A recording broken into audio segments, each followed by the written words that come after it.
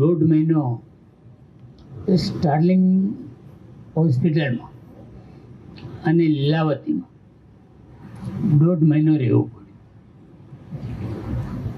કારણ કે મારી તબિયત ખૂબ ખરાબ હતી. ડૉક્ટર લોકે બી જવાબ આપી દીધો, પણ તમારા બધાના આશીર્વાદથી પાછો રિટર્ન આવ્યો છે.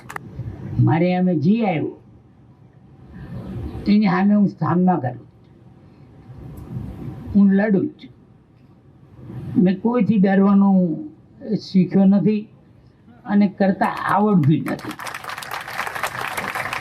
આજે કુદરતની મહેરબાની છે. આટલો તબિયત ખરાબ હોવા છતાં આજે મેં એ માટે તમને બધાને બોલાવ્યા કે પરસોત્તમ સોલંકી મજબૂત છે.